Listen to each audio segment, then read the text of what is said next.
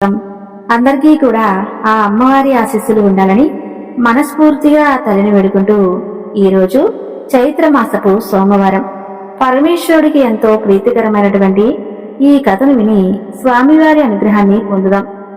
పూర్వం ఒకానప్పుడు శివపార్వతులు ఇద్దరూ కలిసి మంగళగిరి పర్వతం మీద విహరించడానికి వెళ్తారు. అక్కడ పరమేశ్వరుడు తూర్పు దిక్కులు చూస్తూ నిలబడి ఉండగా ఆ అమ్మవారు చిలిపితనంగా ఆయన వెనుక చేరి స్వామివారి నేత్రయాన్ని మూసివేస్తుంది.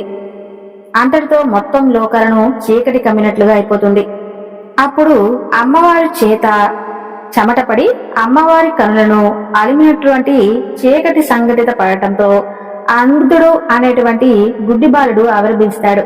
పరమేశ్వరుడు ఆ బిడ్డను పార్వతికి అప్పగిస్తూ, మీ అతి చిలిపితనం వలన ఇదిగో ఈ బిడ్డ పుట్టాడు.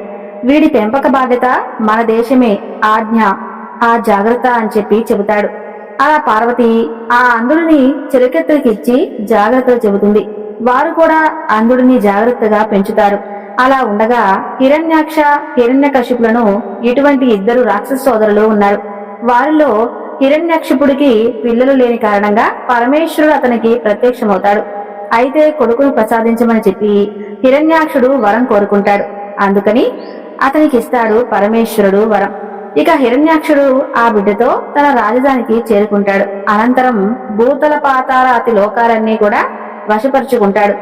భూమిని చాపలా చుట్టి సముద్రంలో ముంచబోతాడు. మహర్షులు అందరూ కూడా గగ్గోలు పెడతారు. అప్పుడు శ్రీ మహావిష్ణువు వరాహ రూపాన్ని ధరించి హిరణ్యాక్షుడిని చంపేస్తాడు. అతని రాజ్యానికి అంధుడిని రాజుని చేస్తాడు. పరమేశ్వరుడు అంతటి వాడికి కొడుకుగా పుట్టి హిరణ్యాక్షుడికి దత్తుడవడం వలన అంధకుడు అంధకాసురుడిగా చలామణి అవుతాడు. ఇంకా పుట్టి గుడ్డివాడు కాబట్టి అంధకుడు అందువలన అతని వలన తమకేమీ భయం లేదని అనుకుంటాడు.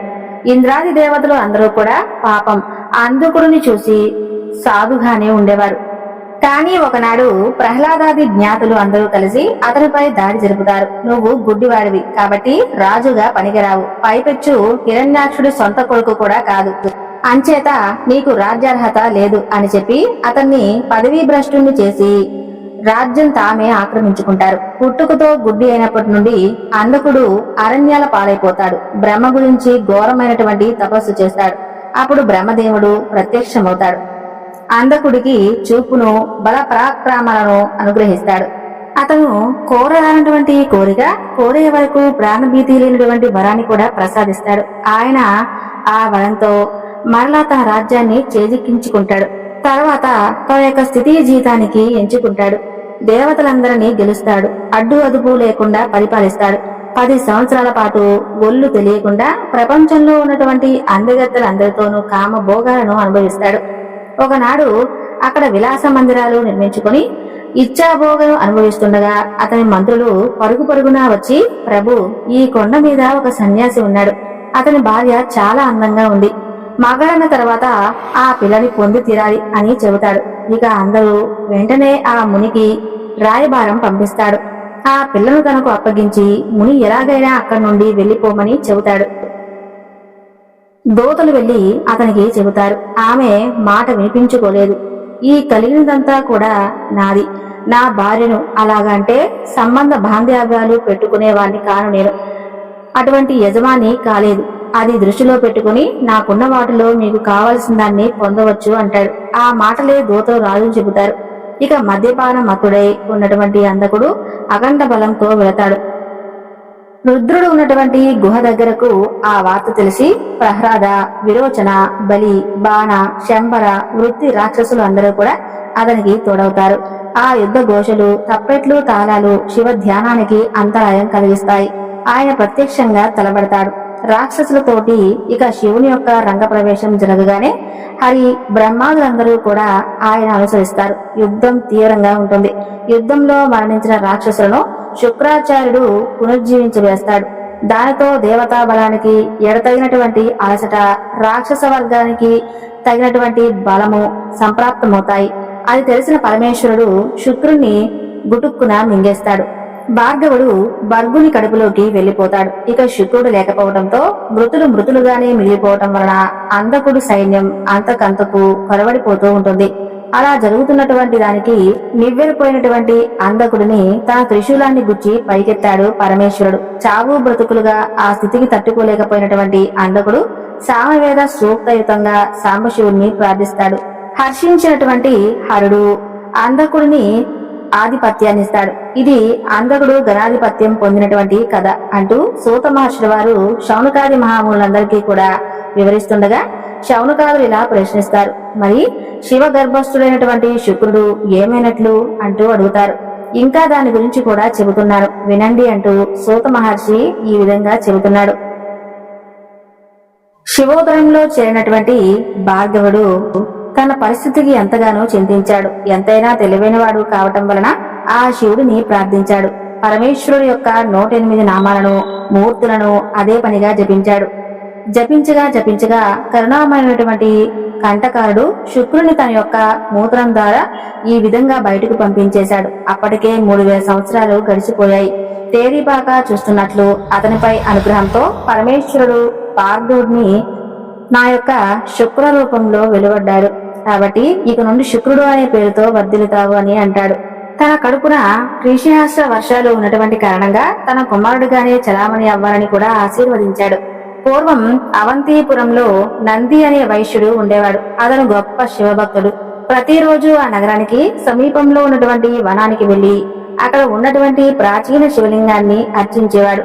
శాస్త్ర విధానంగా పరమేశ్వరుడికి ప్రతినిత్యం కూడా పంచామృతాలతో అభిషేకం చేసి షోడశోపచారాలతో ఆయన్ను దివ్యంగా పూజిస్తూ ఉండేవాడు. అలా పూజలో భాగంగా వివిధ రకాల పుష్పాలు, ఫలాలు, ముత్యాలు, ఇంద్రాది అన్ని కూడా వజ్రాలు, వైడూర్యాలు, మాణిక్యాలు దానికి సమర్పిస్తూ ఉండేవాడు.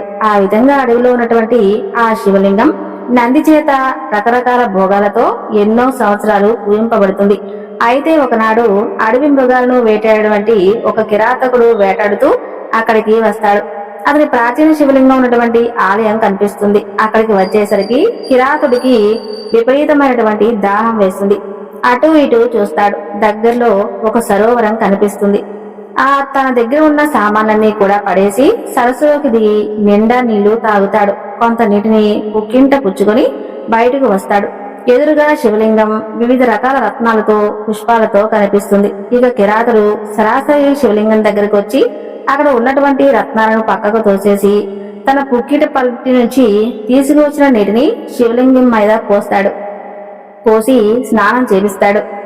అలాగే వేటాడి తెచ్చినటువంటి మాంసం ముక్కను తుంచి నైవేద్యం పెడతాడు. ఆ విధంగా తనకు తోచిన రీతిగా శివపూజ చేసినటువంటి ఆ కిరాతుడు, స్వామి శంకర, నిన్ను చూస్తే నాకెంతో ఆనందంగా ఉంది. స్వామి, ప్రతిరోజు నీకు ఇలానే పూజలు చేస్తాను, నన్ను కరుణించు స్వామి అంటూ వేడుకుంటాడు. అలా ప్రతిరోజు కిరాతుడు అక్కడికి వచ్చి అదే విధంగా పూజలు చేయడం ప్రారంభిస్తాడు. ఆ విషయాన్ని అక్కడికి వచ్చినటువంటి నంది గమనిస్తాడు. ఎంతో బాధపడుతూ, అయ్యో, నేనేదో పాపం చేస్తుంటాను, నా పూజలో ఏదో లోపం ఉంది, మీరు చేసే పూజ స్వామికి నచ్చడం లేదేమో, ఇదంతా నా దురదృష్టం అంటూ చింతిస్తూ ఇంటికి తిరిగి వస్తాడు.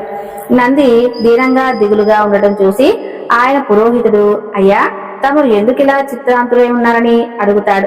బ్రహ్మణోత్తమ, నేను ఈరోజు శివ పూజ కోసం వనానికి వెళ్ళాను. అక్కడ శివుడు ముందు మాంసాన్ని చూశాను. ఇంతకు ముందు నేను చేసినటువంటి పూజ అంతా ఎవరో కాని చిందరవందరగా చేసేశారు.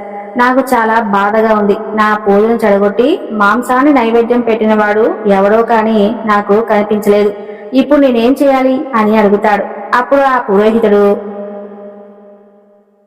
నందితో ఇలా అంటాడు, మీరు బాధపడకండి, రేపొద్దున్న నేను కూడా మీతో పాటు వస్తాను. ఇద్దరం కలిసి అక్కడికి వెళ్దాం.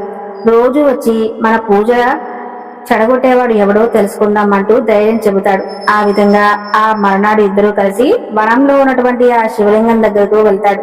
పురోహితుడు రుద్రాధ్యాయాన్ని పాటిస్తుండగా నంది చక్కగా లింగానికి ఏకాదశ రుద్రాభిషేకం చేస్తాడు. తర్వాత యథావిధిగా రత్నాలు, పుష్పాలు సమర్పించి షోడశోపచార పూజ కూడా వైభవంగా నిర్వహిస్తాడు. అలా 2 జాముల కాలం గడుస్తుంది. అప్పుడు మహాకాళిలా నల్లగా ఎత్తుగా ఉన్నటువంటి ఒక కిరాతుడి చేతిలో ధనస్సు, బాణం పట్టుకుని అక్కడికి వస్తాడు. ఎంతో భయంకరంగా ఉన్నటువంటి ఆ కిరాతుడిని చూసి నంది భయపడిపోతాడు. అతనితో పాటు పక్కన ఉన్నటువంటి అతని బృందం కూడా వణికిపోతారు. రోజు చేసినట్టే ఆ కిరాతుడు వాళ్ళు ఎవరిని పట్టించుకోకుండా అప్పుడు దాకా వారు చేసినటువంటి పూజా ద్రవ్యాలన్నీ కూడా పక్కకు తీసేసి ఉగ్గింట జలంతో అభిషేకం, మాంసం నైవేద్యంగా స్వామివారికి సమర్పిస్తాడు. బిల్వ ఆకులను తెంపి లింగం పైన వేస్తాడు. ఒక్కసారిగా సాష్టాంగ నమస్కారం చేసి తిరిగి తన దారిన తాను వెళ్లిపోతాడు. ఆ దృశ్యాన్ని చూసినప్పటి నుండి అతని పురోహిత బృందానికి ఎంతో ఆశ్చర్యం కలుగుతుంది. నంది తిరిగి ఇంటికి వచ్చి పురోహిత బృందాన్ని అందరినీ పిలిచి విషయాన్ని వారికి చెబుతాడు. విప్రులారా, ఇప్పుడు నేనేం చేయాలో చెప్పండి అని అడుగుతాడు. అప్పుడు ఆ పండితులు నందితో, అయ్యా, ఎంతో పవిత్రంగా చేసేటువంటి పూజ ప్రతిరోజు పాడు చేయబడుతుంది. ఇక అక్కడ ఆ లింగం ఉండటం మంచిది కాదు. మీరు వెంటనే దాన్ని తీసుకుని వచ్చి మీ గృహంలోనే ప్రతిష్ఠించుకోండి. అదే మీకు శ్రేయస్కరమని సలహా ఇస్తారు. నంది వారి మాట ప్రకారంగా వనంలో ఉన్నటువంటి లింగాన్ని తెచ్చి తన ఇంట్లోనే స్థాపించి యథావిధంగా నవరత్నాలతో పూజిస్తాడు. అక్కడ కిరాతుడు మర్నాడు వచ్చి చూసేసరికి లింగం కనిపించలేదు. ఒక్కసారిగా అతనికి మూర్చపోయినట్టు అయింది. ప్రభు, శివ, శంకర, నన్ను వదిలి ఎక్కడికి వెళ్ళావు? స్వామి, నిన్ను చూడకపోతే నా మనసు ఎంత బాధపడుతుందో నీకు తెలుసు కదా. ప్రభు, నాకు కనిపించండి ప్రభు, మీరు రాకపోతే నా ప్రాణాలను సైతం వదిలిస్తాను. పరమేశ్వర, కరుణించు తండ్రి అంటూ తీవ్రంగా విలిపిస్తాడు. అయితే పరమేశ్వరుడు మాత్రం కనిపించలేదు. వెంటనే అన్నమాట నిలబెట్టుకోవాలని భావించినటువంటి ఆ యొక్క కిరాతుడు తన గోర్లతో గుండెను చీల్చుకొని రోషంగా అరుస్తూ, ప్రభు, ఇదిగో నా గుండెను చీల్చాను, ఎప్పటికైనా నాకు కనిపించు అంటూ పిలుస్తాడు. వెంటనే లోపల ప్రేగులను, మాంసాన్ని బయటకు తీసి లింగం తీసినటువంటి గోతులో వేస్తాడు. అలాగే శరీరాన్ని కదిలించుకుంటూ వెళ్లి చెరువులో నీళ్లు తెచ్చి ఆ గోతులో పోస్తాడు. పక్కన ఉన్నటువంటి బిల్వ పత్రాన్ని శక్తి లేకపోయినా కూడా ఎలాగోలా తెచ్చి అక్కడ సమర్పిస్తాడు. ఇక పూర్తిగా ఓపిక నశించి రక్తపు మరుగుల్లో కారిపోతుండగా అలాగే నేల మీద కుప్ప కూలిపోతాడు. అంతలో దివ్యకాంతులు వెలుజులతో ప్రమద ఘనాలతో సహా పరమేశ్వరుడు ప్రత్యక్షమవుతాడు. కర్పూర కాంతితో వెలుజులతో చక్కగా జటాజుటాన్ని, త్రిశూలాన్ని, చంద్రరేఖని ధరించినటువంటి పరమేశ్వరుడు కిరాతులు చేయి పట్టుకుని పైకి లేపి అతనికి అయినటువంటి గాయాలన్నీ కూడా పోగొడతాడు. ప్రేమగా అతనితో ఇలా అంటాడు. కిరాత, నువ్వు ఎంతో గొప్ప భక్తుడివి. నాకు సంతృప్తి కలిగేలా పూజలు చేశావు. నా కోసం నీ ప్రాణాలు సమర్పించడానికి కూడా సిద్ధపడ్డావు. నిజం చెప్పాలంటే నీ భక్తి అంతులేనిది, సామాన్యం కూడా కాదు. నీకేం వరం కావాలో కోరుకోనాయనా అంటాడు పరమేశ్వరుడు. ఆ మాటలు వినగానే కిరాతుడు ఎంతో ఆనందం కలుగుతుంది. వెంటనే ఆయన పాదాల మీద పడి, ప్రభు, నేను నీ దాసుణ్ణి.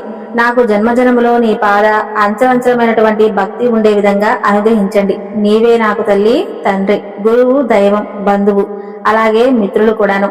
ఇక నాకు వేరే ఏ కోరిక లేదు. నిన్ను దర్శిస్తూ ఉంటే చాలంటూ వినయంగా పలుకుతాడు. అలా నిష్కల్మషమైనటువంటి కిరాతుడి భక్తికి పరమేశ్వరుడు ఎంతో చలించిపోయి అతన్ని తనతో మందిరానికి ద్వారపాలకుడిగా నియమిస్తాడు. అయితే అదే సమయంలో దేవదుందుభుజులు కూడా బాగా చక్కగా మోగుతాయి.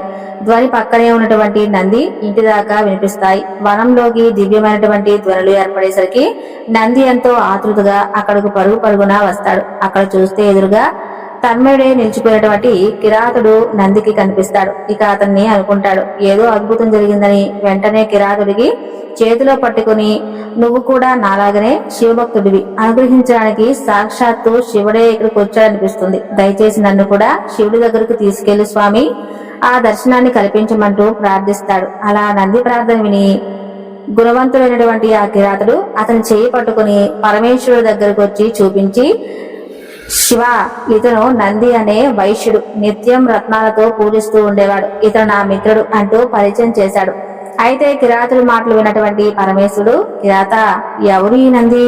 ఈ నంది ఎవరో నాకు తెలియదు. కల్లా కపటం లేనటువంటి నీవే నిజమైన శివభక్తుడివి, నా మిత్రుడివి. ఎలాంటి స్వాభిమానం, దురహంకారం లేనివాడే నాకు నిజమైనటువంటి భక్తుడు అంటూ పరమేశ్వరుడు చెబుతాడు.